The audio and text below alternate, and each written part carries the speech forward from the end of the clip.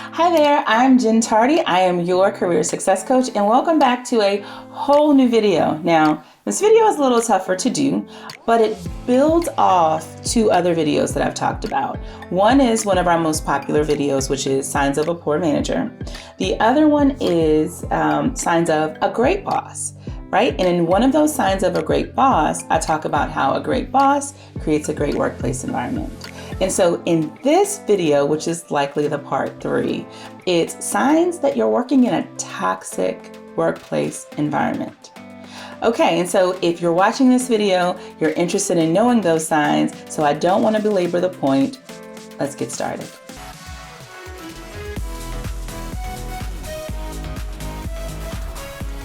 So sign number 1 that you're likely working in a toxic workplace environment is that you've learned and you've observed that people aren't held accountable for their behaviors, especially those negative behaviors.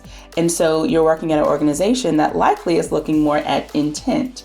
Oh, that wasn't that person's intent. And so they dismiss those behaviors, especially those behaviors that negatively impact everybody else on the team. Maybe there's somebody on the team that brings in the most revenue or has the strongest relationships with clients. And no matter what they do, especially if it's impacting you in a negative way, there's no way that this person is going to get reprimanded for anything. That is a terrible place to work within. So that's sign number 1. Sign number 2, you cannot bring your whole self to work. You actually you feel the pressure of assimilating or covering or just not truly being fully authentic, because you know if you do, you're not going to feel included. You're not going to be able to get a promotion or access to opportunities. If you were to come into the office and be your whole self, let's even say, for example, you love wearing big earrings or you love wearing bright lipstick, it's going to affect how someone perceives your ability to get the job done. That's bonkers to me, but there are lots of environments that still hold you accountable for showing up looking professional, understanding that lots of our standards for professionalism, especially in the US, are standards based on whiteness or white norms. And so your ability to bring your whole self to work means that you have to assimilate. That's a terrible workplace environment to work in.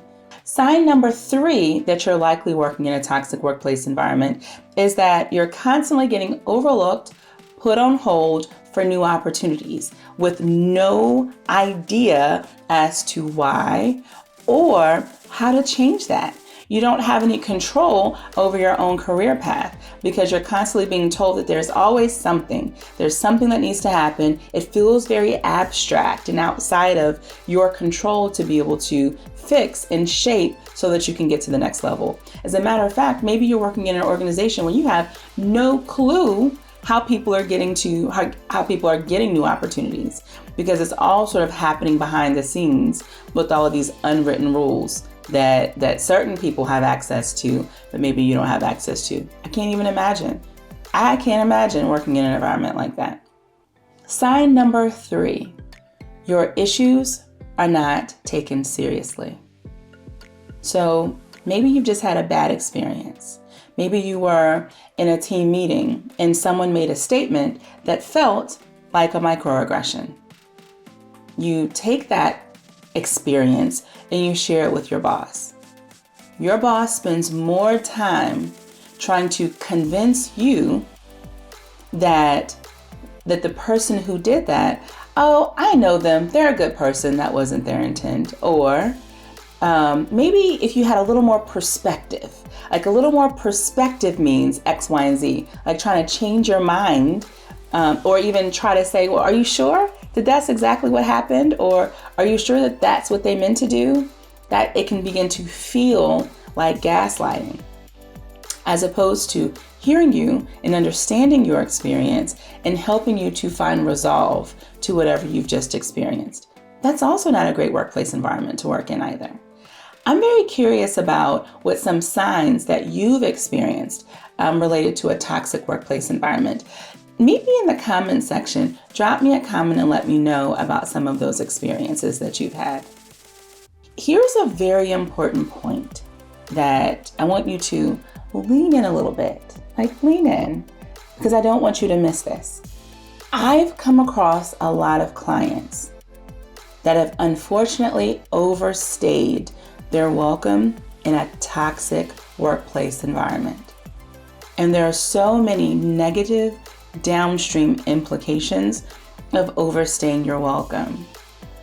One of the most important negative effects of overstaying your welcome is that you can begin to start thinking that there's something wrong with you. And take that even a step further. With enough performance reviews telling you that there's something wrong, or enough rejections for why you're not getting that next opportunity, you can begin thinking that maybe you are just not good enough, when the issue likely has more to do with the workplace that you're in than it has ever had to do with you. That's one issue. But taking it a step further means that because we spend so many hours on the job, if we begin thinking that we're not good enough and it starts in the job, sometimes it can seep into other areas of our life. And we start questioning everything over in other areas of our life. If you're working in a toxic workplace environment, I need you to seriously consider finding another opportunity before it starts to impact how you feel about you. Because now, if you've overstayed your welcome, it's likely going to cause you, when you're going out to interview, to not put your best foot forward, because in the back of your mind, you're still remembering all of these perceptions put upon you by people within your office or people within your workplace. And now you're going into this interview feeling less than when you should be feeling more than, because you have so much value to bring to the employer. So I really want you to think about that. I mean, I even have clients who've come to me and we've had to chisel away at some of those ideas and perceptions from other people just to help them show up at interviews better. And in chiseling away at those perceptions is a process. I've had clients who've even gone into that next job still chiseling away at some of those perceptions, even though this new environment is like a breath of fresh air. So we tell employers quite often that it's important to increase retention. You have to stop trying to fix people and fix the environment that they're working within. So I hope that you enjoyed this video. I know that I'm rambling on just a little bit, but I think this information is very important, especially if you've listened this long throughout the video. Now, one of the things that I do want to share with you is, don't forget, we have this brand new guide called The Miseducation of the Underrepresented Job Seeker.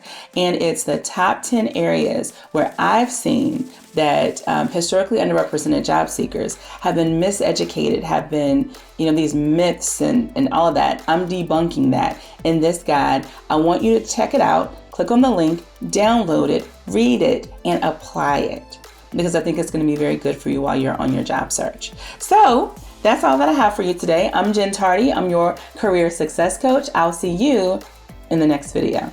Take care.